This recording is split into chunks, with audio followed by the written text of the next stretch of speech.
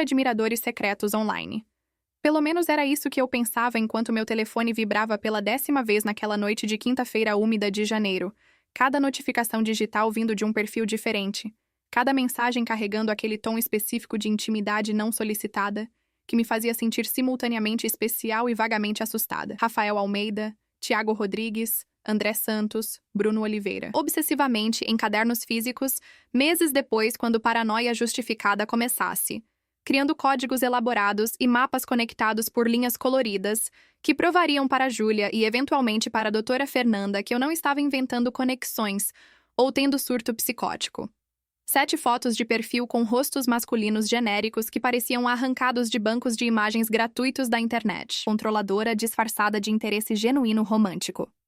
Levei exatos 4 meses para perceber que todos eles eram ele, meu ex. Criado uma rede inteira e elaborada de identidades falsas multiplataforma, para me cercar digitalmente, me controlar psicologicamente, me fazer acreditar que estava progressivamente enlouquecendo de jeito sofisticado que nenhum delegado de polícia levaria a sério e nenhuma amiga bem-intencionada entenderia completamente até eu aparecer com documentação meticulosa que parecia paranoia metodicamente organizada. Tonalidade meticulosamente distinta e consistente. O gentil empático que mandava mensagens de bom dia com vídeos motivacionais, o protetor masculino que alertava sobre supostos perigos, o engraçado descontraído com piadas internas que só alguém intimamente próximo saberia, o conselheiro pseudoterapêutico que entendia exatamente minhas crises emocionais que ele provavelmente orquestrava estrategicamente. Todos sabiam informações demais sobre detalhes da minha vida para serem coincidência estatística. Todos apareciam online nos momentos exatos quando eu estava emocionalmente vulnerável, como se tivessem acesso direto aos meus pensamentos privados ou às conversas confidenciais que tinha com Júlia. Estavam com ritmo idêntico reconhecível. Usavam mesmas vírgulas nos lugares gramaticalmente errados. Terminavam frases com reticências quando estavam pensativos exatamente do jeito que Gabriel fazia quando estava calculando cuidadosamente próxima jogada manipulativa. Meu cérebro intuitivo registrava essas semelhanças perturbadoras como pequenos incômodos persistentes que eu empurrava com força deliberada para fundo da consciência, porque a alternativa assustadora era admitir algo absolutamente aterrorizante que mudaria fundamentalmente minha relação com tecnologia. Eu não estava segura nem mesmo no espaço digital que ingenuamente achava controlar completamente. Quando finalmente descobri verdade devastadora, não foi por investigação dramática ou erro grosseiro. Foi por palavra única. Regionalismo inconfundível do interior mineiro que apareceu em 5 contas na mesma semana como assinatura involuntária. Pular seguido de K, sempre com 5 letras K exatas, nunca 4 ou 6. De repente, vi Gabriel multiplicado em cada interação. 7 admiradores colapsaram em uma pessoa obsessiva, que construiu prisão digital tão sutil que ajudei a erguer muros sem perceber que me trancava por dentro de estrutura que levaria mais de ano inteiro para escapar. Pesadelo de vigilância digital? Eu era a Marina que acordava religiosamente às 6 para yoga. A Marina com rotina de skincare de 8 passos que postava sobre autocuidado como se transparência fosse sempre virtude inquestionável. A Marina designer freelancer que se orgulhava profundamente da independência que trabalho criativo trazia. Tinha 28 anos. Apartamento pequeno, mas meu em Pinheiros conquistado com trabalho próprio.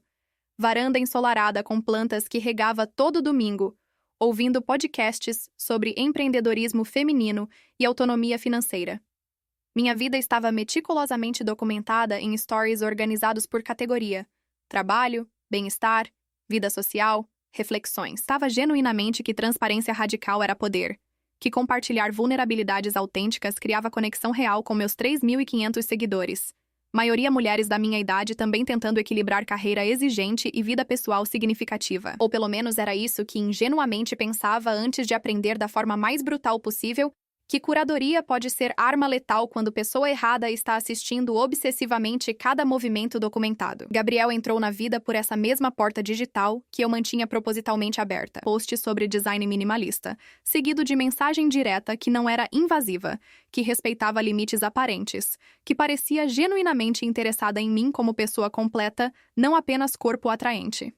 Namoramos intensamente por ano e 7 meses que parecia um conto de fadas no começo embriagador. Estado sensível, intensidade emocional que confundi completamente com profundidade e maturidade real. Dante era viciante como droga.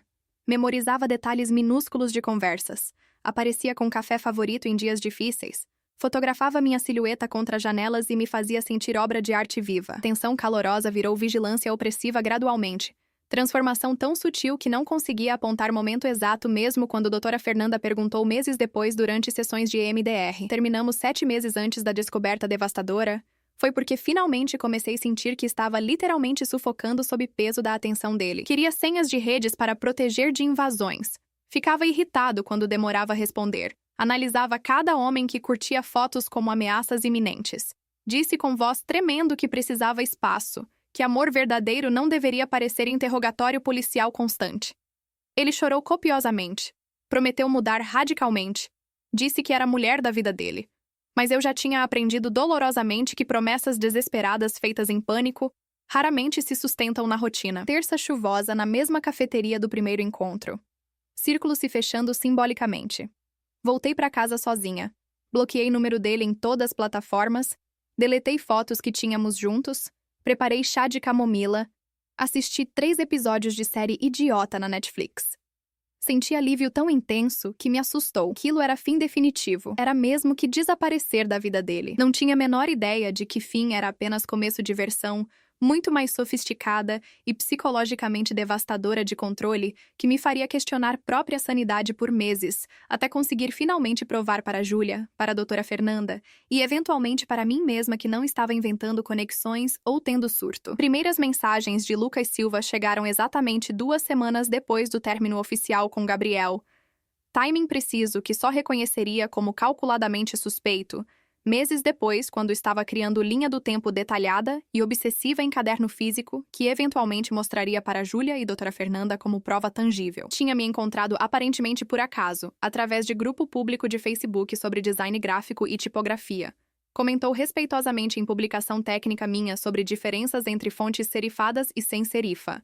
Depois mandou solicitação de amizade com mensagem educadamente profissional, perguntando sobre meu processo criativo específico e se estaria disposta a compartilhar insights. Nada de alarmes internos imediatos disparando. Nada de bandeiras vermelhas óbvias que até Júlia pudesse identificar instantaneamente.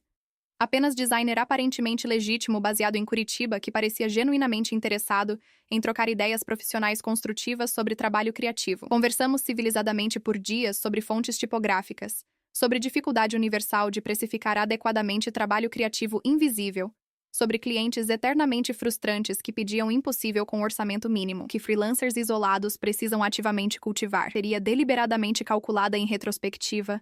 Pedro Mendes curtiu foto antiga minha no Instagram, daquelas enterradas de 2 anos atrás que ninguém encontra casualmente sem stalkear meticulosamente perfil inteiro cronologicamente. Ele me seguiu imediatamente e eu automaticamente segui de volta porque perfil dele parecia superficialmente real e verificável. Fotos de viagens internacionais aparentemente autênticas, cachorro labrador dourado fotogênico, praia ao pôr do sol esteticamente clichê, churrasco alegre com amigos sorridentes. Fase de não levar cantadas online muito a sério depois do término emocional. Que bio era engraçada de forma genuína e autodepreciativa. Algo sobre ser absolutamente péssimo em escrever bios interessantes, mas excelente em fazer panquecas americanas perfeitamente fofas. Casualmente sobre receitas culinárias, sobre como pandemia e trabalho remoto tinha transformado toda a geração em chefes amadores experimentais. Sobre solidão estranha e específica de viver completamente sozinho em cidade gigante, mas emocionalmente fria. Dar genuinamente meu ritmo e limites. Conversas leves às 9 da noite, quando o dia exaustivo de trabalho tinha acabado. E solidão pesada da noite ainda não tinha começado realmente pesar. Foram chegando assim em intervalos calculadamente espaçados, cada um estrategicamente preenchendo espaço diferente da minha vida digital fragmentada. Rafael no LinkedIn comentando profissionalmente sobre portfólio recém-atualizado. Tiago no Twitter respondendo thread vulnerável sobre ansiedade generalizada. André mandando mensagem solidária no direct depois que postei story sobre estar triste com projeto cancelado. Bruno aparecendo milagrosamente em grupo esquecido de WhatsApp de ex-alunos. Nenhum era agressivo sexualmente. Eram exatamente o oposto perturbador. Respeitosos demais, interessados na medida exata, presentes temporalmente sem sufocar. Exatamente isso que deveria ter me alertado imediatamente. Mas estava vulnerável pós-término. Questionando se conseguiria conectar genuinamente novamente. Se amor saudável existia ou era mito. Padrões similares na sua própria vida digital. Se inscreve no canal porque tem muito mais dessa história complexa para contar e prometo que vai fazer sentido devastador no final desta jornada. Validação sutil que perfis estrategicamente traziam era psicologicamente potente justamente por ser cuidadosamente multifacetada e direcionada. Lucas validava inteligência profissional e competência técnica. Pedro validava aparência física sem vulgaridade grosseira. João validava personalidade única e senso de humor. Rafael validava conquistas profissionais acumuladas. Tiago validava vulnerabilidades emocionais legítimas. André validava capacidade de superação resiliente. Bruno validava memórias afetivas e história pessoal. 7 homens aparentemente diferentes. 7 espelhos psicológicos cuidadosamente posicionados. Cada um refletindo versão específica de mim que eu precisava desesperadamente ver e validar externamente para me sentir minimamente inteira novamente depois de término que tinha fragmentado identidade. Pareciam entender sobrenaturalmente exatamente o que eu precisava ouvir, exatamente quando precisava ouvir aquilo, como se tivessem manual detalhado de instruções da minha psique vulnerável, escrito meticulosamente por alguém que tinha tido acesso íntimo privilegiado. A primeira rachadura na ilusão aconteceu em quarta-feira chuvosa à tarde, 3 semanas depois que os 7 já faziam parte naturalizada da rotina digital, como se sempre tivessem existido. Acabado de desabafar intensamente com Júlia, sobre cliente absolutamente impossível que queria reformular logo completo pela 5ª vez sem pagar nada a mais, sentindo mistura tóxica de raiva profissional e impotência financeira que freelancer conhece intimamente. Não postei nada sobre isso nas redes sociais. Não mandei mensagem para ninguém além de Júlia. André mandou mensagem no Instagram com timing perfeitamente suspeito. Oi, Mari. Sei que não me conhece bem, mas trabalho com consultoria para criativos freelancers e tenho dicas práticas sobre lidar estrategicamente com clientes difíceis. Se quiser conversar, estou completamente disponível. Como diabos ele sabia com precisão, não tinha dado indício nenhum. Aquele dia eram sobre planta nova e receita de bolo de cenoura. Nada sobre trabalho frustrante. Nada sobre cliente impossível. Nada sobre estresse profissional. Como sabia que estava tendo problemas com o cliente naquele momento exato? Ele respondeu rápido demais. Ah, desculpa se pareceu invasivo. Tinha visto o story de 2 semanas atrás onde falava sobre desafios freelancer. E imaginei que pudesse estar passando por algo similar agora. Fazia sentido superficial. Mais ou menos.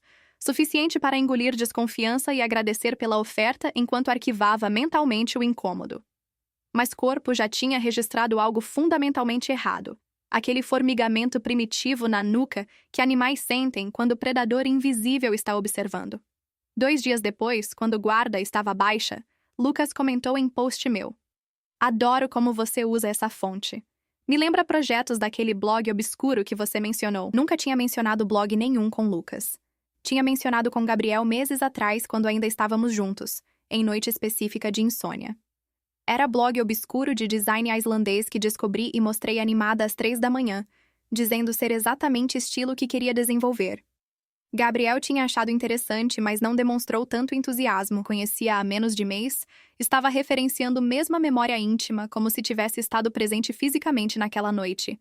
Confrontei diretamente, mas gentilmente porque não queria acreditar o que instinto gritava. Engraçado. Não lembro de comentar esse blog com você. Respondeu rápido demais. Ah, sério? Deve ter sido outra pessoa, então. Misturo conversas, haha, risada diferente. Conscientemente disfarçar padrão. Conversas antigas meticulosamente, procurando inconsistências. Pedia detalhes sobre coisas que mencionaram sobre vidas próprias. João disse morar em Florianópolis, depois mencionou Rio. 32, mas perfil mostrava 29. Tiago comentou o filme obscuro que assisti só com Gabriel. Documentário francês sobre arquitetura que Gabriel baixou. Rachaduras expandindo como vidro, quebrando em câmera lenta. Podia ouvir som da realidade se partindo ao redor. Mas ainda não estava psicologicamente pronta para ver padrão completo. Não queria acreditar que alguém construiria 7 pessoas inteiras complexas só para me vigiar obsessivamente assim. Meu cérebro fez exatamente o que cérebros fazem, quando realidade se torna aterrorizante demais para processar. Criou explicações alternativas, racionalizadas e confortáveis. Talvez eu estivesse desenvolvendo paranoia clínica.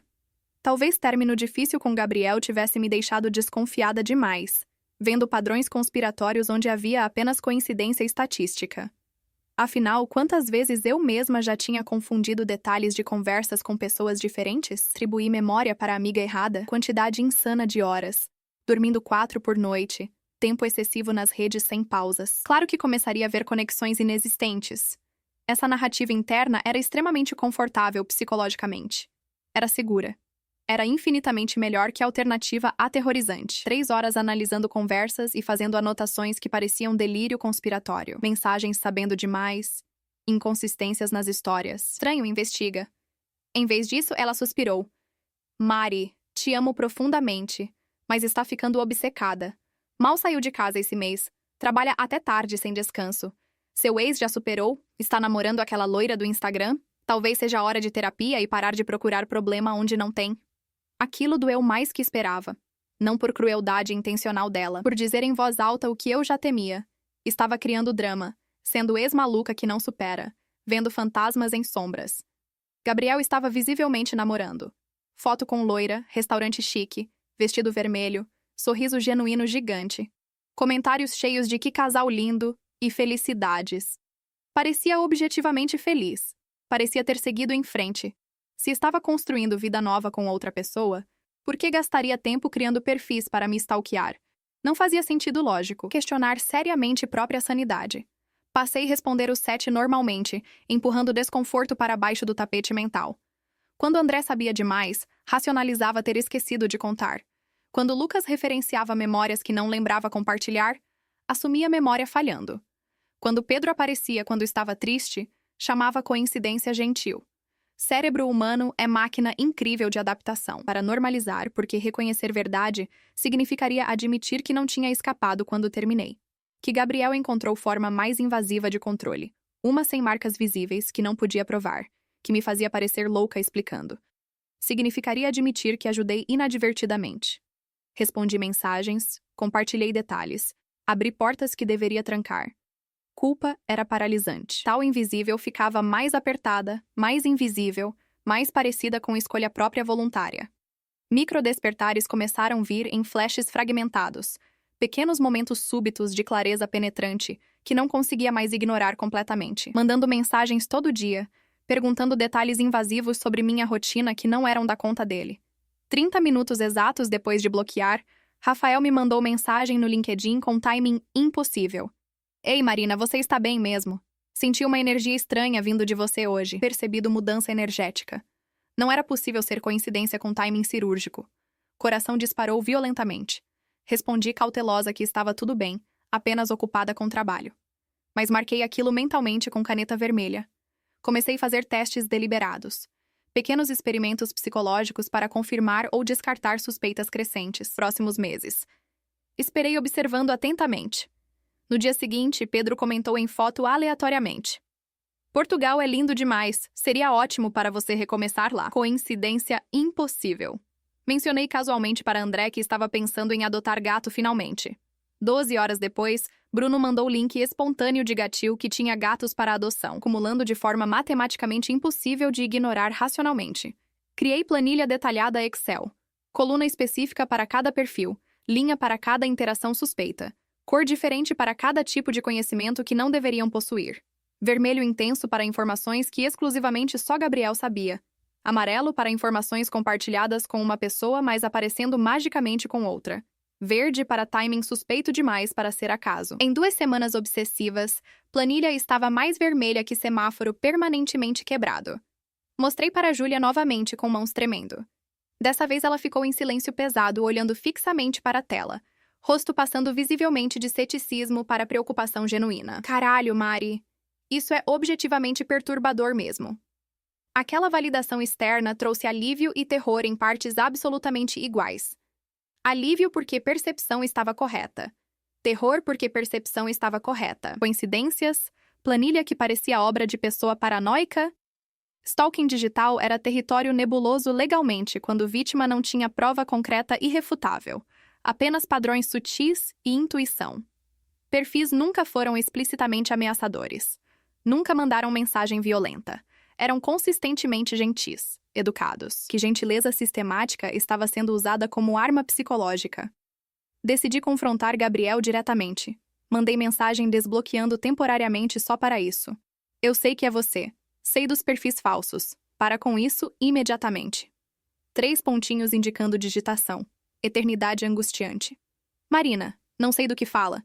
Você está bem psicologicamente? Está fazendo terapia? Fiquei preocupado. Gaslighting clássico reconhecível. Ou durante relacionamento. Jeito de inverter realidade fazendo questionar percepção. Mas tinha evidências concretas. Tinha planilha. Tinha padrões documentados. Mandei screenshot. Explica isso então. Visualizou imediatamente. Pontinhos aparecendo e desaparecendo várias vezes, como se escrevesse e apagasse nervosamente. Finalmente, precisa de ajuda profissional urgente. Isso é paranoia clínica. Segui em frente completamente e você deveria fazer mesmo, tremendo de raiva contida. Mas agora sabia com certeza absoluta. Aquela resposta defensiva, desvio calculado, preocupação falsa disfarçada de cuidado. Era ele. Sempre foi desde o começo. E não ia parar só porque descobri. Ia apenas ficar mais cuidadoso, mais sofisticado, mais impossível de rastrear. A descoberta final solidificou tudo sem vir de análise técnica. Veio de memória corporal, conhecimento íntimo desenvolvido quando divide vida prolongada com alguém. Peculiaridade linguística que esqueci conscientemente, mas corpo lembrava com precisão. Usava justamente de forma excessiva e extremamente específica. Não só frequência, era colocação sintática característica inconfundível. Dizia, é justamente isso, concordando enfaticamente. Justamente por isso, explicando o raciocínio. Justamente aí, apontando o problema específico. Tique verbal que achei charmoso no começo antes de virar progressivamente irritante com repetição. Por isso você deveria se valorizar mais. André. Curei mais evidências sistematicamente. Encontrei o ai regional já anotado. Encontrei mano usado como interjeição específica no meio de frase. Encontrei vírgulas em lugares gramaticalmente incorretos, mas consistentes entre todos os perfis. Encontrei padrão de usar maiúscula depois de exclamação. Erro específico que Gabriel sempre cometia. Eram impressões digitais linguísticas únicas. Cada pessoa tem, como ritmo próprio de digitação, padrões de pontuação, vocabulário recorrente característico. Pode mudar foto facilmente, criar biografia falsa, inventar história elaborada. Profundamente enraizados, são extremamente difíceis de disfarçar mantendo 7 conversas simultâneas, quando mentalmente cansado, sendo você sem perceber. Todas as semelhanças linguísticas dos 7 sistematicamente. Conversas antigas salvas com Gabriel. Padrão era absolutamente inegável cientificamente. Era a assinatura dele em cada mensagem. Senti algo paradoxal naquele momento. Não era primariamente medo ou raiva, desde o início, que não inventava conexões paranoicas, que sanidade estava completamente intacta funcionando. Linguagem foi aliada inesperada poderosa. Mesmo as palavras usadas para criar intimidade falsa se tornaram evidência irrefutável de manipulação que Júlia e depois doutora Fernanda reconheceriam como válida. Isso é genuinamente assustador, meticuloso demais, psicologicamente doente. Você precisa se proteger seriamente agora mesmo. Tinha razão óbvia. Movimentos online documentados. Quando construiu rede de vigilância que você alimentou com informação, construída durante anos. Desaprender transparência radical, cultivada como valor central. Aceitar que mundo online, que achava ser espaço seguro, foi invadido tão completamente que reconstrução total seria necessária. Mas antes de ação prática, antes de bloquear perfis ou trocar senhas ou desativar contas, precisava nomear claramente o que estava acontecendo comigo naquele momento. Isso não era apenas término ruim, estava rejeição. Era abuso sistemático calculado. Era controle coercitivo sofisticado. Era stalking psicológico que usava tecnologia como arma primária e gentileza como camuflagem perfeita. Nomear era o primeiro passo essencial para escapar, eventualmente, que não consegue ver claramente. E eu tinha passado meses inteiros conversando com um fantasma multiplicado que achava ser 7 pessoas quando era apenas uma, multiplicada pela obsessão patológica. Minha primeira estratégia foi documentar tudo com precisão obsessiva, que tinha medo de ele ter acesso às notas digitais. Mesmo parecendo paranoia, a página virou registro meticuloso. Horário exato das mensagens, conteúdo palavra por palavra, qual perfil mandou, qual informação não deveria saber, qual emoção provocou. Criei códigos. L para Lucas, P para Pedro, J para João, R para Rafael, T para Tiago, A para André, B para Bruno. Linhas coloridas conectavam interações relacionadas, setas vermelhas apontavam contradições, círculos amarelos marcavam conhecimento impossível. Quadro de investigação da Netflix, mas era minha vida. Sanidade mapeada em papel pautado. Documentação dava a sensação de controle que não sentia há meses. Padrões eram reais e mensuráveis, de que percepção funcionava perfeitamente quando tentavam me convencer do contrário. Comecei a ver 2 semanas antes por insistência da Júlia preocupada. Página em silêncio que pareceu durar horas, rosto ficando progressivamente mais sério, sobrancelhas franzindo em concentração. Quando finalmente falou, voz estava diferente do tom neutro profissional usual, tinha tom que profissional usa controlando própria reação para não assustar paciente. Marina, isso é stalking sistemático e sofisticado. Isso é abuso psicológico calculado. Comportamento assim estatisticamente não para só porque você descobriu. Perigosamente quando percebem que perderam controle sobre vítima. Ficou reverberando por dias, ecoando em cada silêncio. Para a violência física, para aparecer na porta de noite, para hackear contas e destruir vida profissional, conseguia imaginar possibilidades aterrorizantes. Então focava obsessivamente no que podia controlar. Documentação meticulosa, análise de padrões, construção de evidências que talvez um dia serviriam legalmente. Depois de fim de semana inteiro preparando psicologicamente para a retaliação. Momento onde heroína toma controle e música triunfal toca.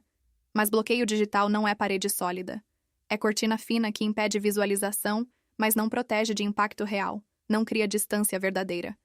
Em menos de 24 horas, 3 novos perfis apareceram como ervas daninhas. Mulheres dessa vez. Camila Rocha. Todas me seguindo simultaneamente em plataformas diferentes. Todas começando conversas casuais com familiaridade estranha e conhecimento prévio impossível disfarçado de intuição. Clara mandou mensagem sobre design com palavra justamente naquele jeito específico, seguida de vírgula errada e reticências características.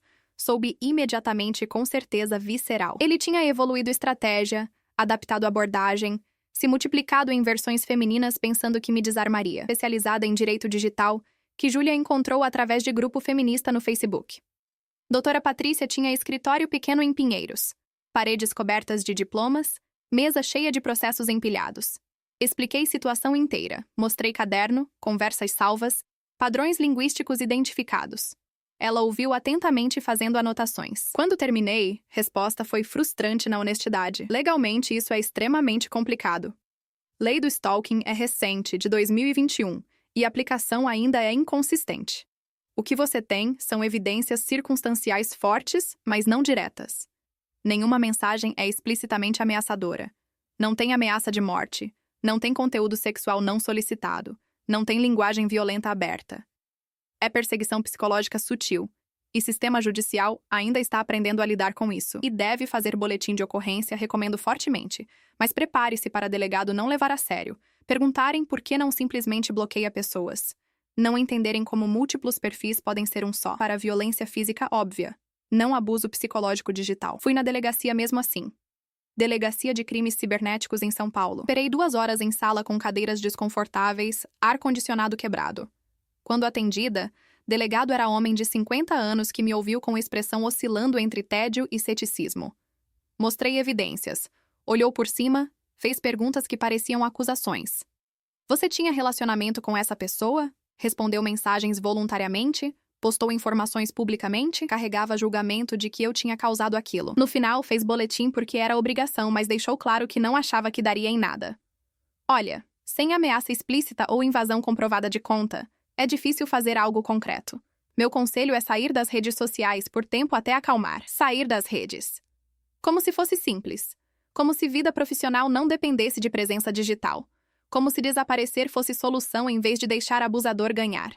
Saí da delegacia sentindo mistura de validação parcial e impotência esmagadora. Mas não mudava nada na prática. Gabriel estava lá fora livre, multiplicando perfis, evoluindo táticas. E eu estava sozinha lutando contra fantasma que sistema não conseguia ver. Não eram levadas a sério.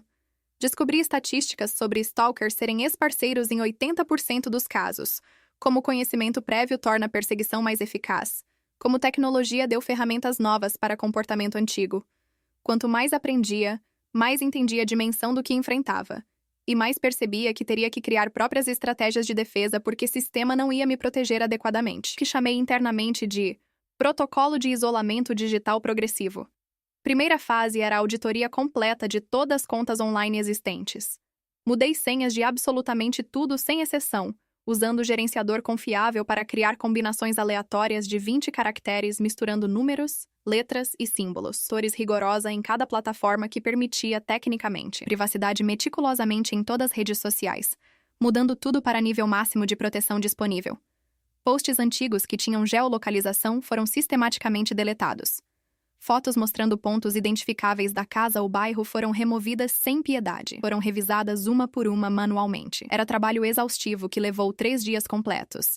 Mas cada ação me fazia sentir que estava recuperando o território digital invadido. Segunda fase era a lista de permissões drasticamente restrita. Criei conta Instagram completamente nova e privada, transferi apenas pessoas que conhecia pessoalmente na vida real. Bloqueei possibilidade de ser encontrada por telefone ou e-mail em configurações avançadas. Removi meu sobrenome de perfis públicos, virando apenas Marina Design genérico, dando regra rígida de só compartilhar lugares depois de já ter saído fisicamente. Intencionalmente mais vagos, menos detalhados, sem horários específicos ou informações que pudessem ser usadas para rastrear rotina previsível. Terceira fase era a compartimentalização estratégica de informações. Criei personas completamente diferentes para contextos separados. Marina profissional que aparecia em portfólio e LinkedIn era extremamente polida e genérica intencionalmente. Que existia em grupo fechado de amigas no WhatsApp era real e vulnerável sem filtros. Marina pública que ainda mantinha presença mínima era cuidadosamente curada para não revelar nada utilizável. Era exaustivo manter múltiplas versões fragmentadas de mim mesma. E ironia amarga não passou despercebida. Estava fazendo exatamente o que Gabriel fazia, me multiplicando em identidades diferentes. Exceto o que eu fazia defensivamente para proteção, enquanto ele fazia ofensivamente para controle. Mas protocolo tinha problema fundamental não antecipado. Isolamento digital também era, inevitavelmente, isolamento social progressivo. Ações online diminuíram drasticamente em quantidade e qualidade. Parei de responder comentários de pessoas que não conhecia pessoalmente. Parei de participar de grupos profissionais online onde tinha feito networking valioso durante anos. Parei de compartilhar trabalho publicamente, o que significava menos clientes potenciais me encontrando organicamente. Minha presença, que tinha sido vibrante, encolheu para a versão fantasma empobrecida. E eu sentia falta profunda, ativa, da validação profissional, da conexão humana. Sentia falta de postar foto de planta nova e receber 20 comentários com dicas. Sentia falta de desabafar sobre cliente difícil e ter 10 designers me mandando mensagens solidárias. Sentia falta da Marina que existia online sem medo paralisante. Gabriel tinha roubado isso tão completamente quanto se tivesse invadido minha casa física, recentemente mesmo depois do protocolo rígido. Ana Clara foi bloqueada, surgiu Daniela Martins, Beatriz foi removida, apareceu Eduarda Lima. Era jogo infinito de whack-a-mole digital onde cada toupeira esmagada era imediatamente substituída por 2 novas. Estava ficando progressivamente exausta mentalmente. Cada notificação de nova seguidora me fazia ter salto involuntário de ansiedade no peito, curando sinais reveladores. Pausava longos segundos antes de aceitar qualquer solicitação, cada interação aparentemente inocente. Estava desenvolvendo paranoia justificada. Aquele estado mental horrível onde sabe racionalmente que não está imaginando ameaça, mas também sabe que está vendo ameaças potenciais onde talvez não existam. A linha entre vigilância saudável necessária e pensamento obsessivo paralisante estava ficando impossível de distinguir claramente. Em quinta de manhã, 6 semanas depois de descobrir verdade, recebi e-mail no endereço profissional que estava no meu site de portfólio. Assunto era: proposta de trabalho interessante. Remetente identificava-se como empresa de marketing digital de médio porte em São Paulo. Totalmente legítimo à primeira vista, com logo profissional bem desenhado, assinatura corporativa completa, proposta detalhada para redesign de identidade visual, extremamente generoso, cronograma flexível, liberdade criativa total. Era exatamente o tipo de projeto que sempre quis. Pesquisei empresa imediatamente. Site real e funcional, perfis em redes sociais ativos, endereço físico verificável no Google Maps. Liguei cautelosa para número na assinatura. Confirmou que a empresa existia, que estavam procurando designer freelancer, que poderia agendar reunião com o diretor criativo na semana seguinte. Tudo parecia objetivamente real. O estômago dizia insistentemente que não estava certo. Aquele sexto sentido que vítima de manipulação desenvolve dolorosamente. Aquele alarme interno que dispara mesmo quando lógica diz que está aparentemente bem. Pedi Júlia investigar profundamente. O SINT básico. Inteligência de fonte aberta. Descobriu que a empresa era real, mas diretor criativo listado tinha saído 3 meses atrás, segundo o LinkedIn dele. Que domínio do e-mail era ligeiramente diferente do oficial, com letra L minúscula em vez de I maiúsculo. Diferença quase imperceptível visualmente. Que projeto de escrito era similar demais a trabalho que tinha postado 6 meses atrás, antes de tornar perfil privado. Gabriel tinha criado empresa falsa elaborada, terado suficiente para enganar. Se tivesse ido para a reunião, ele saberia exatamente onde estaria, horário preciso, oportunidade de aparecer casualmente. Ou pior, endereço poderia ser armadilha completa, lugar vazio onde estaria esperando sozinho. Sangue gelou pensando em quão perigosamente perto cheguei de cair naquilo. Bloqueei domínio falso, atualizei site para remover e-mail direto e substituir por formulário com captcha robusto. Mas dano psicológico já estava irreversivelmente feito. Agora não podia confiar em nenhuma oportunidade profissional que aparecesse inesperadamente. Cada proposta era potencialmente ele tentando sofisticadamente me atrair para fora da fortaleza digital construída penosamente. Doutora Fernanda na sessão seguinte. Ela estava visivelmente preocupada. Aquela preocupação profissional que terapeutas treinam para controlar, mas vazava na expressão facial. Está desenvolvendo hipervigilância severa, que é a resposta normal à ameaça persistente. Causa dano neurológico real mensurável. Sistema nervoso está em alerta constante químico. Isso não é sustentável fisiologicamente a longo prazo sem consequências graves. Clinicamente certa. Dormia apenas 4 horas por noite com qualidade péssima. Tinha perdido 3 quilos em 2 semanas porque esquecia completamente de comer quando analisava perfis obsessivamente. Tinha tido 2 ataques de pânico intensos na semana anterior. Um no supermercado quando o homem de costas pareceu Gabriel por 2 segundos. Estava cancelando sistematicamente encontros, porque sair de casa significava não monitorar contas constantemente. Vida tinha encolhido drasticamente para apartamento pequeno, trabalho que mal conseguia fazer, obsessão consumidora com segurança digital. Gabriel estava objetivamente vencendo mesmo sem ter falado comigo diretamente. Ele tinha transformado o mundo inteiro em ameaça potencial onipresente que me paralisava progressivamente. Casa em sábado. Recusando aceitar desculpas. Café em Vila Madalena que amava antes de tudo desmoronar.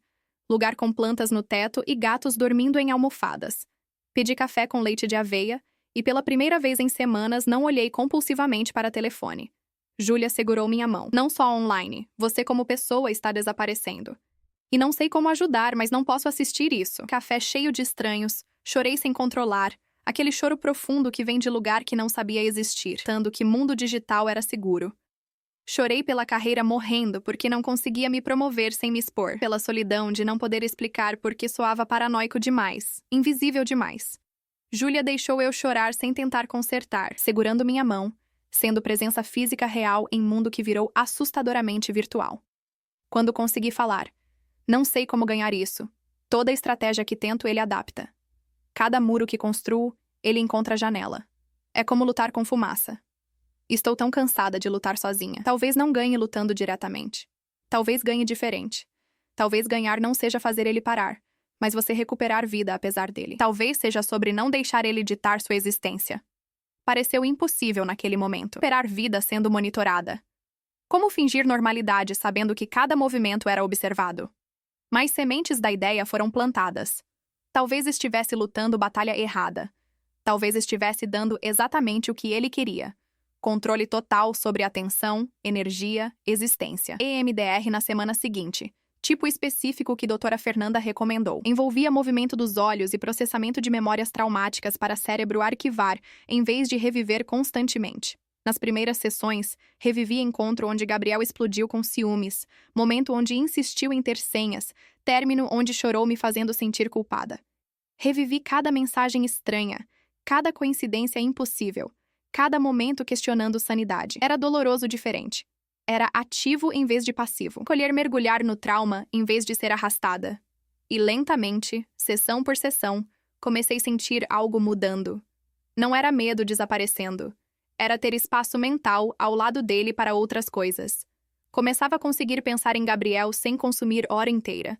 Começava a usar a internet sem analisar cada notificação como ameaça.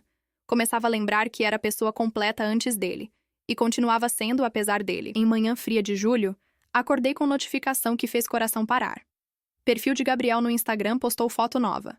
Ele e namorada loira em frente ao meu prédio. Não era coincidência. Era especificamente ângulo da entrada, com samambaia que síndico colocou mês anterior, número do endereço visível.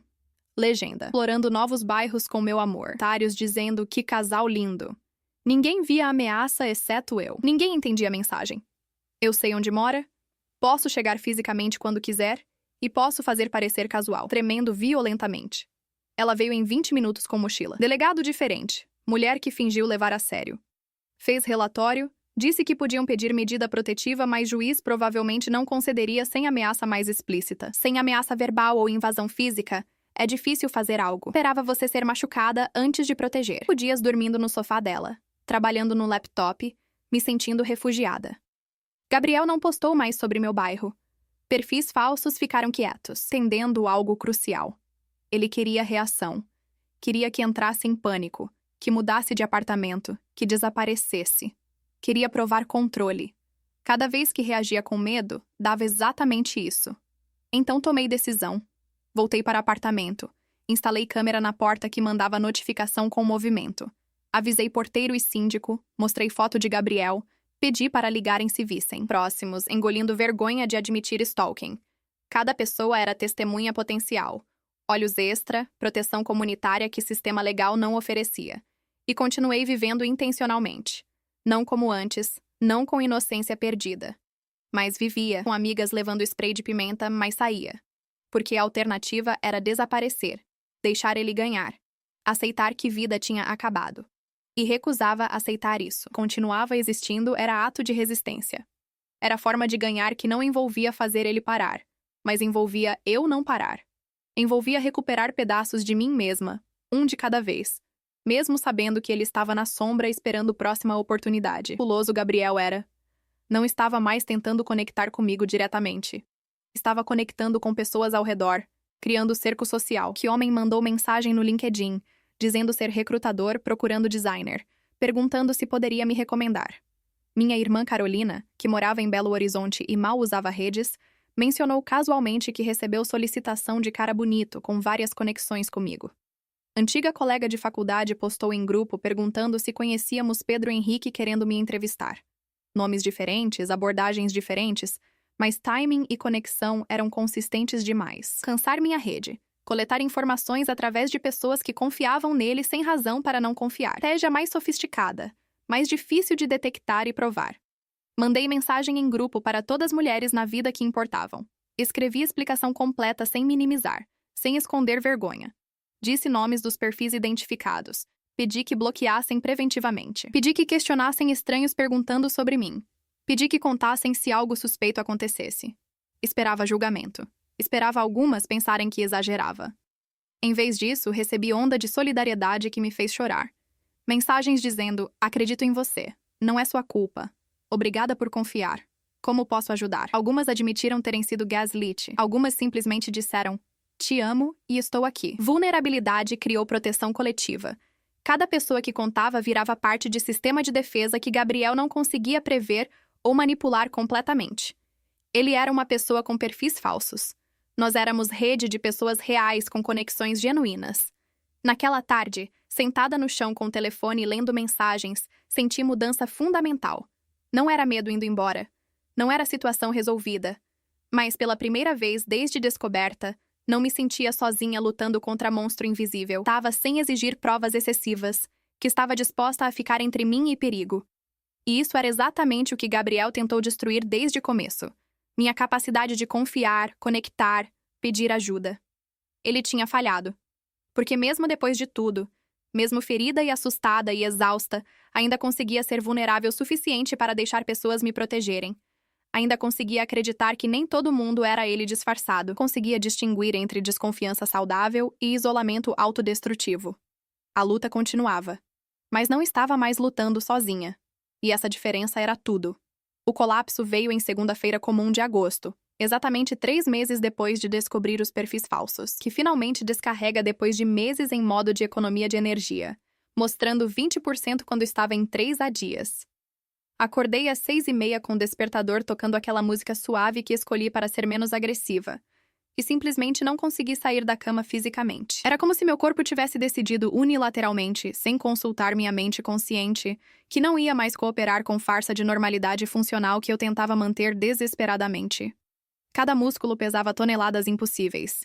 Pensamento de levantar, tomar banho, ligar computador, fingir que tudo estava bem parecia tarefa impossível, como escalar Everest sem oxigênio, que tinha reunião cancelando com desculpa de enxaqueca severa.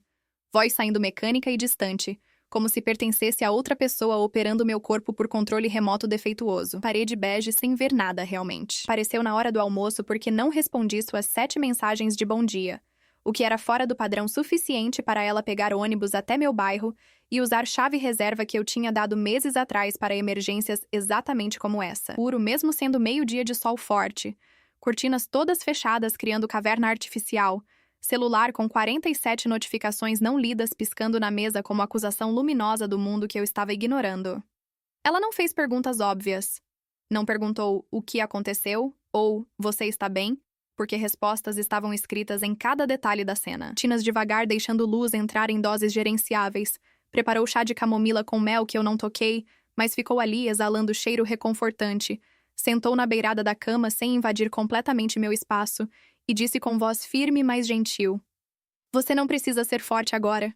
Já foi forte demais por tempo demais." Essa frase que me liberava de performance constante de funcionalidade, que finalmente quebrou represa construída com tanto cuidado durante meses. 3 horas seguidas sem parar. Aquele tipo de choro que vem do fundo do estômago, que envolve corpo inteiro convulsivamente, que dói fisicamente nas costelas e garganta, que deixa você completamente exaurida e vazia depois como copo virado. Perdido sensação fundamental de segurança que nunca imaginei poder perder. Chorei pela Marina que postava fotos bobas sem medo. Chorei pelos meses de hipervigilância que corroeram capacidade de confiar.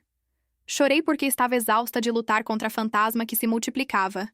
Júlia ficou ali, mão segurando a minha gelada, sem tentar consertar ou oferecer soluções, apenas testemunhando com presença mais valiosa que qualquer estratégia, casa alguns dias.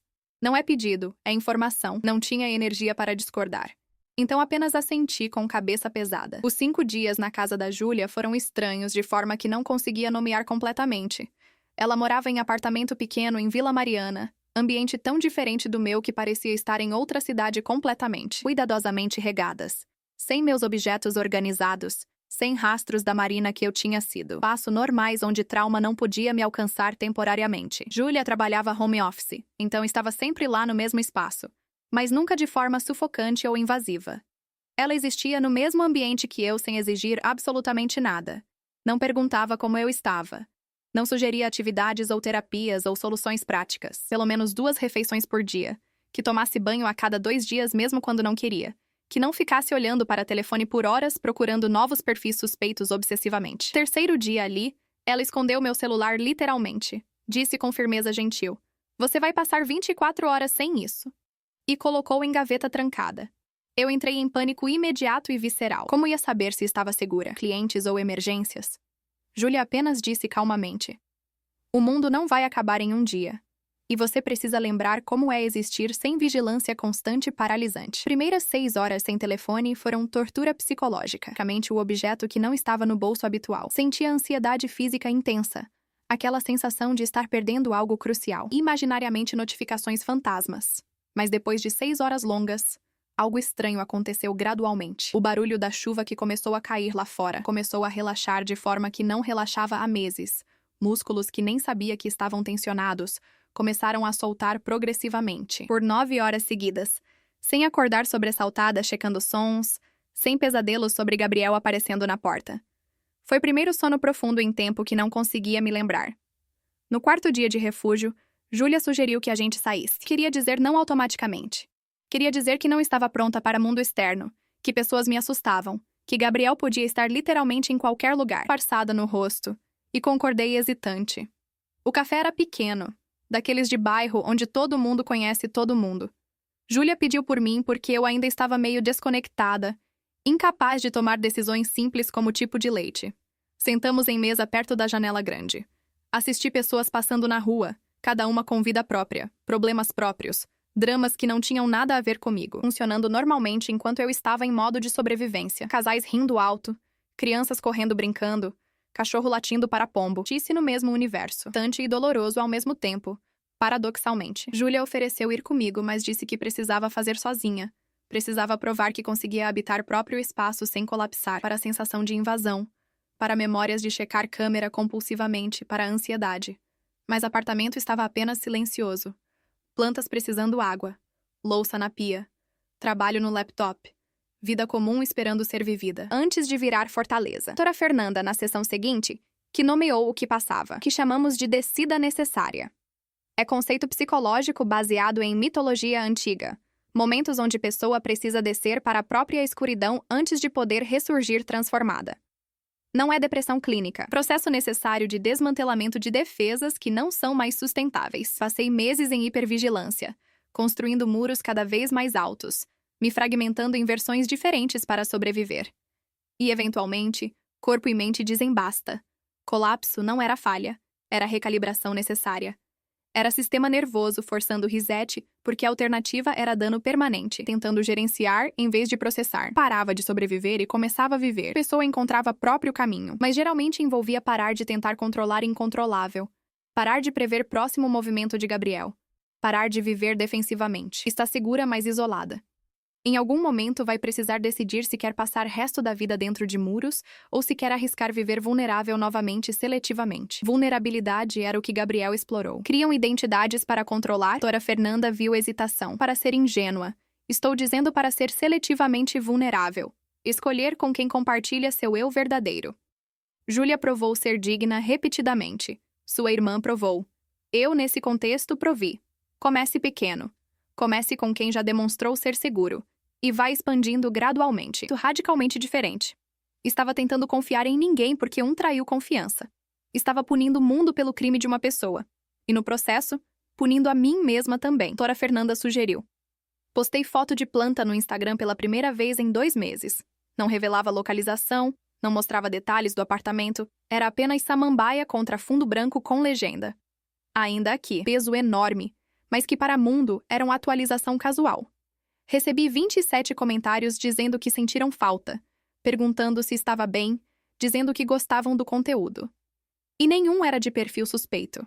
Nenhum era Gabriel. Eram pessoas reais que notaram a ausência e ficaram contentes com o retorno. Aquilo quebrou algo em mim. Quebrou narrativa de que internet era só lugar perigoso, de que cada interação era armadilha. Internet também era comunidade. Gabriel tinha transformado ferramenta de conexão em arma, mas isso não significava que ferramenta era inerentemente perigosa. Significava que precisava aprender a usar com discernimento renovado. Aceitei projeto freelancer novo sem passar semana investigando se era armadilha. Chequei básicos. Empresa existia, pessoa tinha LinkedIn verificado, pagamento tinha contrato claro. E então confiei. Confiei com plano B, mas confiei. Com amigas novamente. Não em lugares que Gabriel conhecia, não sem avisar Júlia onde estava, mas saía.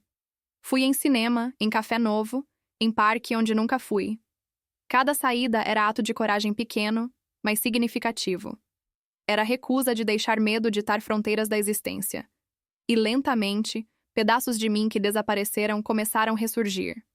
Voltei a rir de piada boba, coisas além de segurança. Voltei a sentir emoções além de medo. Raiva, por exemplo. Raiva limpa de que Gabriel roubou meses da vida. Raiva de que sistema falhou. Raiva de que mulheres passam por isso e são desacreditadas. Raiva era progresso. Raiva significava que não estava mais apenas sobrevivendo. Estava começando a processar ativamente. Estava começando a nomear injustiça em vez de internalizar como falha. Fernanda me encorajou a escrever carta para Gabriel que nunca mandaria. Exercício de colocar tudo em palavras, sem preocupação de reação, sem gerenciar emoções dele, acusações do que fez. Algumas eram perguntas sem resposta sobre por que achava ter direito de controlar. Algumas eram descrições de como senti, da solidão de ser acreditada só com evidência, do cansaço de lutar sozinha, até virar cinzas. Não era sobre ele receber. Era sobre liberar peso que carregava. Era transformar dor em algo tangível que podia ser destruído simbolicamente, mesmo que trauma real levasse mais tempo para processar. Comecei pequeno, como doutora Fernanda sugeriu com sabedoria clínica. Postei foto de planta no Instagram pela primeira vez em 2 meses longos. Não revelava a localização, não mostrava detalhes identificáveis do apartamento, era apenas samambaia contra fundo branco com legenda simples. Ainda aqui.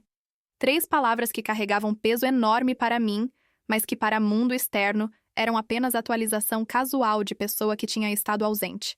Recebi 27 comentários de pessoas dizendo que tinham sentido minha falta genuinamente, perguntando se estava tudo bem, dizendo que gostavam do meu conteúdo e me queriam de volta. Nenhum era Gabriel disfarçado em nova identidade. Eram apenas pessoas reais que tinham notado minha ausência e ficado genuinamente contentes com o retorno. Aquilo quebrou algo em mim de forma inesperada. Quebrou a narrativa que eu tinha construído de que internet era só lugar perigoso, de que cada interação era potencialmente armadilha elaborada. Internet também era comunidade real. Também era conexão humana, tentando encontrar pertencimento em mundo cada vez mais isolado. Gabriel tinha transformado ferramenta de conexão em arma de controle, mas isso não significava que ferramenta era inerentemente perigosa. Significava que eu precisava aprender a usar com discernimento renovado. Aceitei projeto freelancer novo, sem passar semana inteira investigando se era real ou armadilha. Os necessários. Empresa existia no Google, pessoa que me contatou tinha LinkedIn verificado com histórico consistente, pagamento tinha contrato claro. E então confiei cautelosamente. Confiei com plano B se desse errado, mas confiei. E projeto era legítimo. Cliente era respeitoso. Trabalho era bom e me lembrou porque tinha escolhido essa carreira. Comecei a sair com amigas novamente progressivamente. Não em lugares que Gabriel conhecia, não sem avisar Júlia de onde estava, mas saía. Fui em cinema, em café novo em bairro diferente, em parque onde nunca tinha ido. Cada saída era ato de coragem pequeno, mas significativo. Era a recusa de deixar medo ditar fronteiras da existência. E lentamente, muito lentamente, pedaços de mim que tinham desaparecido durante meses de hipervigilância começaram a ressurgir. Coisas além de segurança digital. Comecei a sentir emoções além de medo. Raiva, por exemplo, tinha roubado meses da minha vida. Raiva de que sistema tinha falhado em me proteger. Raiva de que mulheres passavam por isso todo dia e eram desacreditadas, minimizadas, culpadas. Ativamente o que tinha acontecido. Estava começando a nomear injustiça em vez de internalizá-la como falha pessoal. Que eu nunca mandaria. Exercício terapêutico de colocar tudo em palavras, sem preocupação de como ele reagiria, sem precisar gerenciar emoções dele. Escrevi 17 páginas à mão. Algumas eram acusações diretas do que ele tinha feito. Algumas eram perguntas que nunca teriam resposta sobre por que achava que tinha direito de me controlar. Como tinha me sentido? Da solidão de ser acreditada só com evidência irrefutável, do cansaço de lutar sozinha, formar em cinzas. Não era sobre ele receber mensagem. Era sobre eu liberar peso que estava carregando. Formar dor em algo tangível que podia ser destruído simbolicamente, mesmo que trauma real levasse muito mais tempo para processar completamente. 4 meses depois do colapso, algo mudou fundamentalmente na relação com a situação. Gabriel não tinha parado. Perfis novos apareciam ocasionalmente, sempre testando se baixei guarda. Mas minha reação mudou. Em vez de pânico, documentava e bloqueava. Em vez de passar dias analisando, registrava e seguia em frente. Em vez de deixar consumir atenção, tratava como inconveniência que precisava gerenciar, não ameaça existencial. Compartilhei história publicamente pela primeira vez. Não com detalhes identificáveis, não expondo Gabriel legalmente. Mas escrevi thread no Twitter sobre stalking digital, sobre como manifestava, sobre como o sistema falhava vítimas, sobre a importância de acreditar em mulheres. Esperava julgamento. Esperava pessoas dizendo que provoquei ou exagerei. Centenas de mensagens de outras mulheres que passaram por similar, quem era só online. Mulheres que desenvolveram ansiedade justificada sendo gaslit por sistema que dizia imaginavam conexões. Não era só eu. Era a epidemia silenciosa em espaços digitais que legislação não protege, que sociedade não leva a sério. E nomear publicamente, criar espaço para outras nomearem, foi transformador. Era validação coletiva. Era testemunha mútua. Era recusa de carregar vergonha. Algumas mulheres se tornaram amigas. Criamos grupo no Telegram, onde compartilhávamos estratégias. Desabafávamos sem julgamento. Celebrávamos vitórias pequenas. Era rede de pessoas que entendiam sem explicar, acreditavam sem provar, reconheciam terror de ser monitorada por quem te conhece intimamente. Escolhas diárias de viver apesar do medo, comecei a perceber algo crucial. Gabriel tinha poder apenas na medida que dava atenção. Cada hora analisando perfis era a hora que ele roubava. Cada decisão baseada em medo era decisão onde controlava. Cada parte escondida era a parte que apagou. Retomar poder não significava fazê-lo parar. Talvez nunca descobrisse como, mas significava decidir que vida não seria definida por ações dele, com quem quisesse, existir como quisesse, com precauções, mas sem paranoia. Significava escolher viver em vez de sobreviver. E essa escolha era minha, sempre foi. Gabriel podia criar 1000 perfis, monitorar de todas formas, mas não podia entrar na cabeça e decidir como reagia. Não podia roubar a agência a menos que entregasse. E estava cansada de entregar. Houve momento de virada gravado como divisor na recuperação. Estava em café trabalhando quando o homem sentou ao lado. Parecia com Gabriel de costas. Mesma estrutura de ombros, mesmo corte de cabelo. Corpo reagiu instantaneamente. Coração acelerando, mão suando, respiração curta. 3 vezes usando técnica que doutora Fernanda ensinou. Nomeei em voz baixa. Meu corpo está tendo resposta de trauma. Estou segura agora, que não era Gabriel. Rosto completamente diferente. Nariz mais largo, barba cheia, óculos redondos. Apenas estranho compartilhando características físicas. E conscientemente escolhi ficar. Não deixei alarme falso me expulsar de espaço que tinha direito de ocupar. Respiração normalizou. Coração desacelerou. Cada no design. Homem completamente irrelevante. Aquilo foi vitória monumental. Pequena, invisível externamente, mas enorme internamente. Provava que podia ter resposta de trauma sem ser controlada. Podia sentir medo sem deixar ditar ações. Reconhecia perigo real versus alarme falso e agia apropriadamente. Era a recuperação de agência que trauma roubou. Comecei a trabalhar voluntária em organização para vítimas de stalking digital. Experiência oferecendo compreensão que especialista sem experiência pessoal não conseguia. Estágios iniciais, tendo colapsos similares, questionando sanidade. E dizia: eu acredito em você. Isso é real.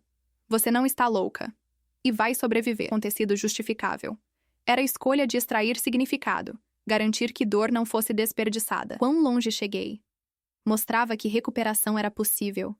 Conectava com comunidade de sobreviventes fortes porque foram quebradas e escolheram reconstruir. O abismo não era só descida, era também transformação. Você descia quebrada e subia diferente, não mais forte convencionalmente, mas mais consciente, compassiva, conectada com profundidade própria e irrevogavelmente minha. Comecei a trabalhar como voluntária em organização sem fins lucrativos que oferecia suporte para vítimas de stalking digital.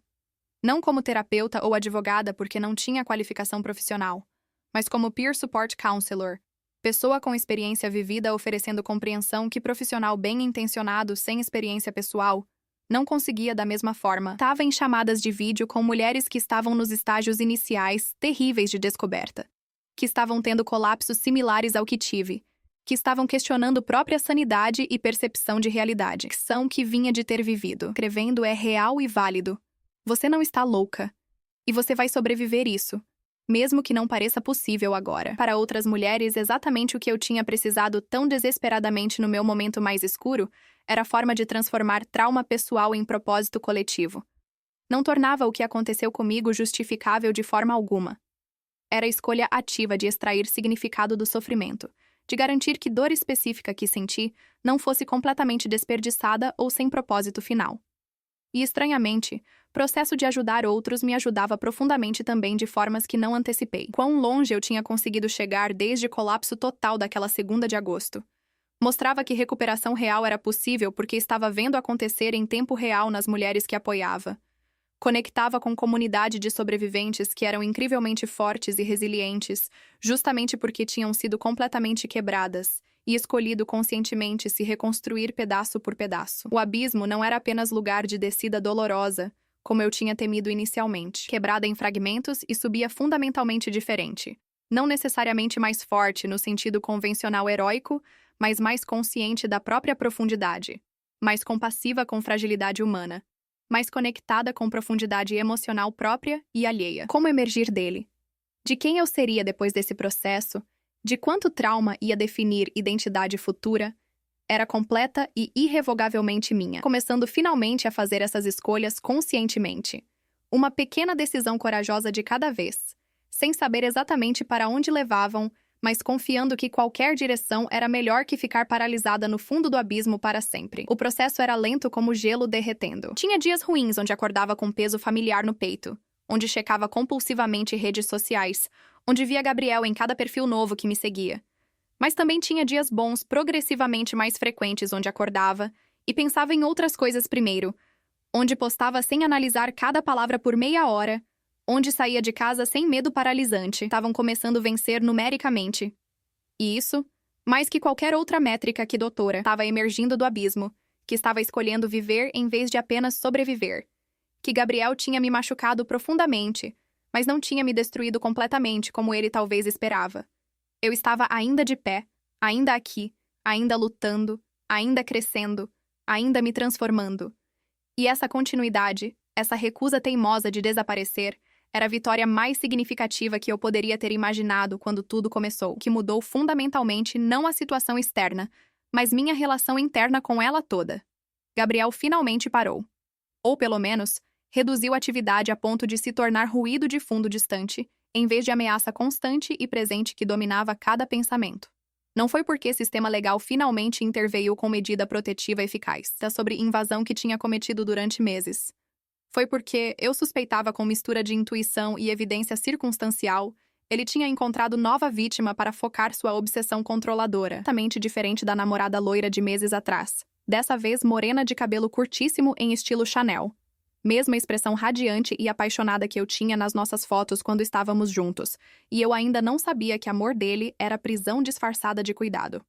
E em vez de sentir alívio puro e simples como imaginei que sentiria nesse momento por anos, senti mistura extremamente complexa de emoções contraditórias que me confundiram. Alívio sim, definitivamente, aquela sensação de poder finalmente respirar sem calcular cada movimento, mas também culpa absolutamente esmagadora que veio como onda pesada.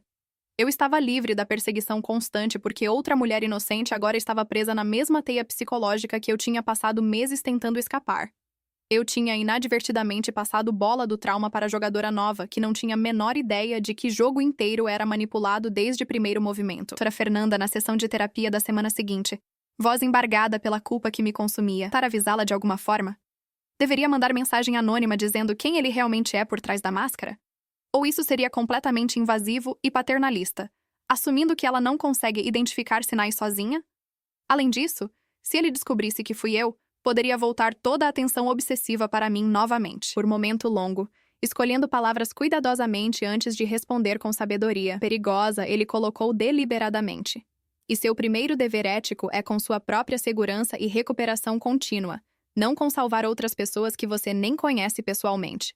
Mas ela deve ter visto hesitação moral clara no meu rosto porque continuou com um tom mais suave. Compartilhar informação importante sem se expor diretamente ou arriscar retaliação.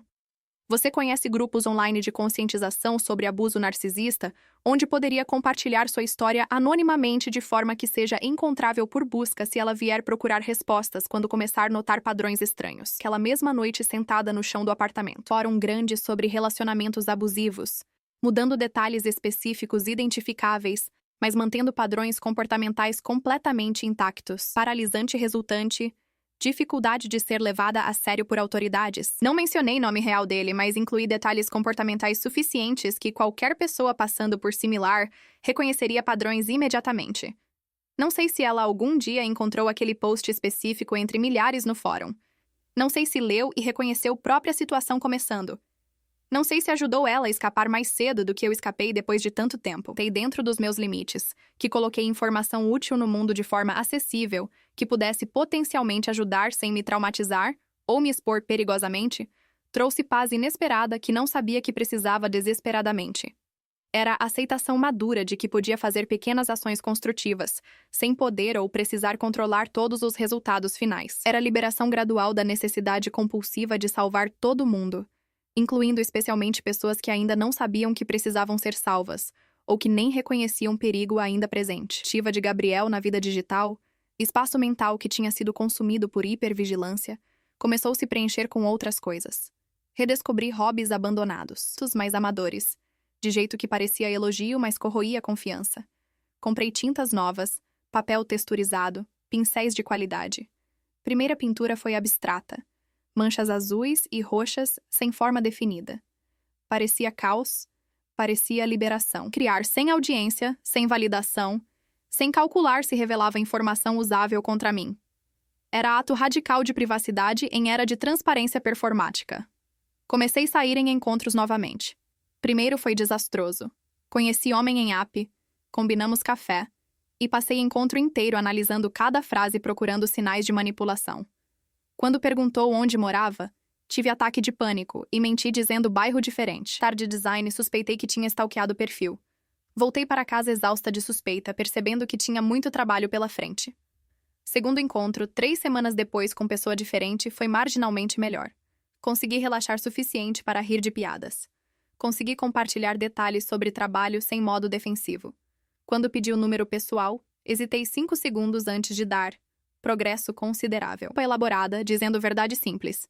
Estou trabalhando coisas pessoalmente e não tenho energia para conhecer alguém novo agora. Ele respondeu. Entendo, cuide-se, sem pressionar. Interação simples, mas profunda. Tinha estabelecido limite claro e sido respeitada. Tinha dito não sem culpa. Tinha priorizado necessidade de espaço sobre expectativa de estar disponível. E ruas vazias, misturando receitas sem seguir instruções rigidamente. Presença dele. Demandas dele. Necessidade de saber onde estava a cada momento. Espaço vazio era luxuoso. Era escolha. Era território recuperado. Conversa com minha irmã Carolina, que mudou algo fundamental. Ela tinha vindo passar fim de semana em São Paulo e estávamos tomando vinho na varanda. Aquela mesma varanda cheia de plantas que tinha regado antes de tudo desmoronar e que tinham sobrevivido, algumas até florescendo inesperadamente. Pressão séria e disse: Mari, você sabe que não é mais a mesma pessoa, né? E não digo isso como coisa ruim. Você é mais inteira agora, de certa forma. Antes você era super funcional, mas tinha algo performático. Como se representasse versão ideal de si mesma. Passado meses vendo mudanças como perdas, pedaços roubados que nunca recuperaria. Perdi ingenuidade digital, confiar facilmente. Perdi leveza de existir online sem medo. Mas Carolina estava nomeando algo diferente. Estava dizendo que através da destruição de quem pensava ser, tinha emergido versão mais autêntica. Não era que trauma melhorou. Narrativa tóxica de tudo acontece por razão que odeio. Era que resposta ao trauma, escolhas sobre como processar, tinham revelado profundidades desconhecidas. Tinha desenvolvido compaixão por sobreviventes porque sabia como era não ser acreditada. Tinha desenvolvido capacidade de estabelecer limites porque aprendeu o custo de não ter. Tinha desenvolvido apreço por conexões genuínas porque experimentou versão falsa e sabia a diferença. Fernanda sobre ser mais inteira depois de trauma. Ou usando individuação de Jung, processo de se tornar quem realmente é, em vez de quem acha que deveria ser, que maioria ignora. Você não pode mais fingir que pessoas são sempre boas, que amor é sempre seguro, que transparência é sempre recompensada. Mas em troca dessa perda de inocência, ganha algo precioso. Conhecimento de própria resiliência, capacidade de sobreviver o insustentável, autenticidade que vem de ter sido quebrada e escolhido como reconstruir quem era antes de Gabriel. Tentou fazer você ser ou pessoa fragmentada que ele criou depois. Você está se tornando terceira coisa. Integração de experiências em identidade nova e própria. Escrever sobre isso reflexivamente. Não mais só para processar, mas para documentar transformação. Diário que foi registro de medo virou mapa de crescimento. Podia ver progressão clara de ele está me perseguindo, para estou aprendendo a me proteger, para estou escolhendo como viver apesar dele. Ativa mudou de vítima passiva para sobrevivente ativa para pessoa reconstruindo vida nos próprios termos. Formação de forma tangível. Decidi redesenhar minha marca pessoal como designer. Antes, meu estilo era minimalista limpo e seguro, projetado para agradar maior número possível sem ofender. Agora criei identidade visual ousada com bordas irregulares, cores que vibravam em contraste. Não era para todo mundo e era exatamente esse o ponto. Criei um website novo com seção Sobre mim, honesta como nunca. Não mencionava trauma especificamente, mas falava sobre período de reconstrução, sobre valorizar a autenticidade sobre perfeição, sobre trabalhar melhor com clientes que veem design como comunicação profunda. Era a vulnerabilidade seletiva que a doutora Fernanda ensinou, compartilhando verdade suficiente para conexão sem me expor completamente. Primeiros clientes através do novo website eram diferentes, que tinha para oferecer. Perspectiva de ter sido quebrada e reconstruída. Trabalhei com organização que ajudava mulheres saindo de relacionamentos abusivos, criando identidade forte, mas não agressiva, acolhedora, mas não infantilizada. Trabalhei com terapeuta que queria marca comunicando segurança sem clichês e alinhamento de valores. não necessidade financeira. Estava ganhando menos numericamente, mas sentindo infinitamente mais satisfação. Pensável meses atrás. Postei foto minha nas redes. Não foto produzida e curada. Foto real, sem maquiagem, cabelo bagunçado, segurando o café com luz natural. Legenda era simples, que me seguraram quando estava caindo. Não mencionava Gabriel. Não contava a história inteira. Mas não fingia que nada aconteceu. Conhecimento de jornada sem expor cada detalhe. Recebi 143 comentários. Maioria dizendo ter notado a ausência e ficarem felizes. Também mensagens privadas de mulheres dizendo que foto e legenda significaram algo, que estavam passando por similar e ver sobrevivência possível dava esperança. Não respondi todas no mesmo dia, mas respondi cada uma eventualmente, algumas com parágrafos, outras com simples "eu te vejo e acredito". Curar não só a mim, mas outras também. Não era expor cada ferida, era mostrar cicatrizes dizendo "passei por guerra e sobrevivi". Encontrei Gabriel pessoalmente pela primeira vez em 13 meses em tarde comum de quinta. Não foi confronto planejado.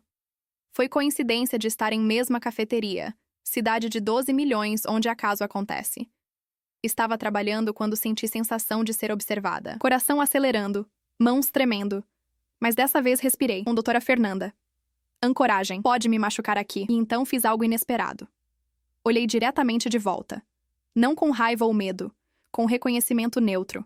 Como se fosse pessoa que conheci, não monstro que assombrou meses. Você não tem poder sobre mim. Tamento de Júlia a 4 quarteirões. Quando contei, ela perguntou: "Você está bem? Quer que fique essa noite?" Estava genuinamente bem, pela adrenalina, mas não em colapso. Questionando se foi real. Não em espiral de medo. Processando como experiência intensa, mas gerenciável. Respondi verdadeiramente. Não foi agradável, mas não foi fim do mundo. Foi só encontrar pessoa que me machucou. E perceber que ele é só pessoa, não demônio todo-poderoso. Terríveis em vez de força onipotente. Mudou algo fundamental. E naquele encontro, escolhi não dar. Nas semanas seguintes, não houve ressurgimento de perfis. Não houve escalação.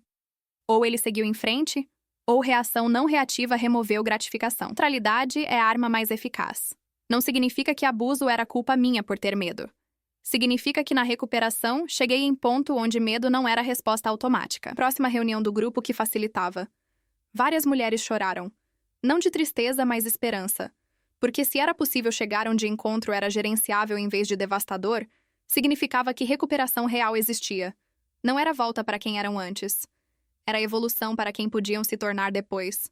Decidi fazer algo que terapeutas chamam de ritual de encerramento, simbólico. Cada interação suspeita, cada perfil falso, cada momento de paranoia justificada durante meses, permitindo-me lembrar de quão longe tinha conseguido chegar desde colapso total, quase ilegíveis por causa de lágrimas antigas que tinham borrado tinta azul.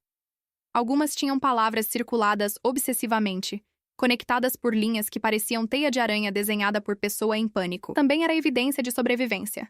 Cada página provava que tinha atravessado mais um dia impossível. Levei caderno para a praia em Guarujá em fim de semana. Sozinha, algo que não fazia há anos. Sentei na areia ainda fria da manhã, assistindo ondas quebrarem em ritmo eterno que existia muito antes do meu trauma e continuaria existindo muito depois da minha cura completa. Ele não me define mais. Eu defino eu. Arranquei página por página devagar, ritualmente.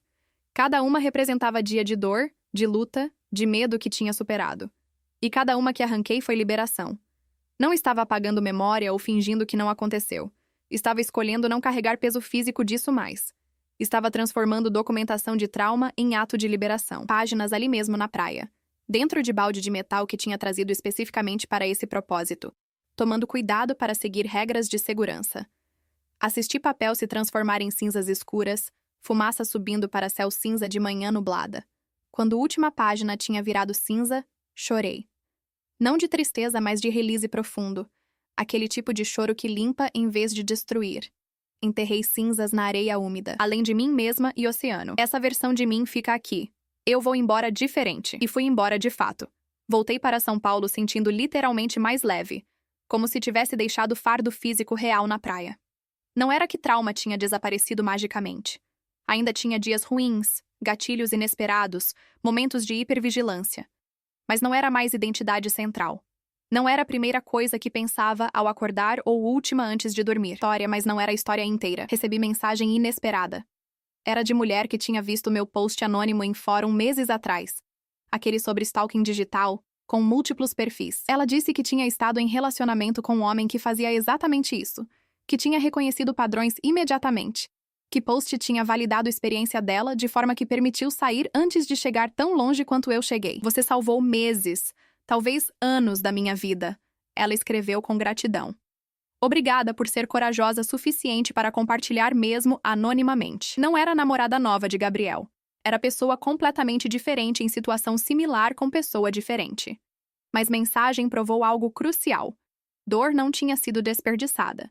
Tinha sido transformada em conhecimento que podia proteger outras. Trauma tinha se tornado sabedoria que podia ser compartilhada. Mostrei mensagem para a doutora Fernanda. Ela sorriu de jeito que raramente via, orgulho genuíno no rosto. Isso é o que chamamos de crescimento pós-traumático. Não é que trauma foi bom, é que sua resposta a ele criou significado onde poderia ter havido apenas destruição.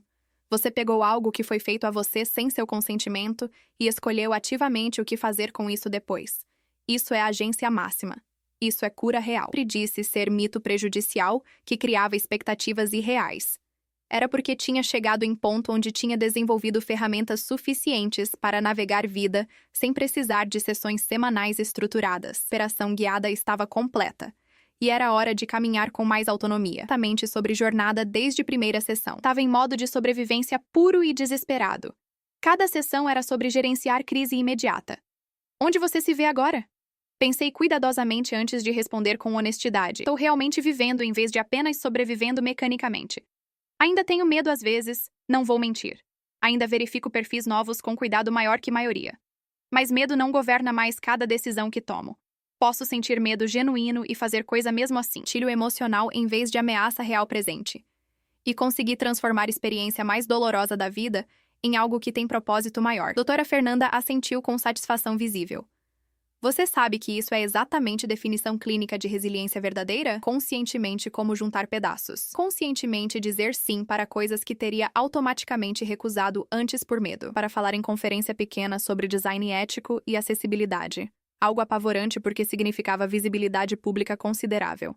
Planejei viagem internacional sozinha para Portugal. Algo que Gabriel sempre tinha dito que eu seria incapaz de fazer sem ele. Dei número real para homem interessante que conheci em inauguração de galeria, permitindo possibilidade de conexão romântica futura, sem ter certeza absoluta de segurança antes. Cada sim consciente era ato deliberado de fé de que mundo continha fundamentalmente mais bondade que maldade. Mais pessoas genuinamente confiáveis que predadores disfarçados. Não era ingenuidade recuperada. Era a escolha madura e consciente de não deixar um único predador me convencer permanentemente de que mundo inteiro era perigoso, terrível da vida. Tinha roubado meses preciosos. Tinha forçado o confronto brutal com vulnerabilidade aterrorizante, dado a desenvolver força que não sabia possuir. Tinha me conectado com comunidade extraordinária que virou família escolhida verdadeira. Tinha me ensinado o valor inegociável de limites claros, importância absoluta de confiar em intuição própria, poder de vulnerabilidade seletiva em vez de universal, e ainda assim escolher ativamente me reconstruir com intencionalidade total. Última entrada significativa que escrevi em diário completamente novo. Não mais de documentação de trauma, mas de celebração de transformação, foi deliberadamente simples. Meu nome completo é Marina. Tenho exatamente 29 anos vividos. Sou designer gráfica profissional, sobrevivente totalmente consciente de stalking digital sistemático e severo, facilitadora voluntária dedicada de grupo semanal de apoio mútuo, amiga extremamente e ferozmente leal, irmã consistentemente presente, pessoa em constante e absolutamente deliberada evolução ativa, perseguida obsessiva e sistematicamente por exatos 7 perfis e contas falsas diferentes que eram todas rigorosamente mesma pessoa desesperada tentando me controlar total e completamente. E sobrevivi intacta essencialmente. Estou presente aqui agora. Estou inteira de formas inesperadas e profundas que definitivamente não era antes de quebrar tão completa e totalmente. Escolho muito ativamente e conscientemente, em todos os dias que acordo viva, viver plena e vibrante e autenticamente, em vez de apenas existir mínima e mecanicamente paralisada com um medo crônico debilitante. História verdadeira e completa. Mas fundamentalmente não é apenas ou primariamente sobre ele e ações dele. Nunca foi realmente apenas sobre ele como agente. É fundamental e primariamente sobre mim como protagonista. Foi essencial E primariamente sobre mim e sobre minha capacidade inerente demonstrada de me recriar completamente. E então finalmente fechei caderno novo com sensação profunda de satisfação e completude genuína.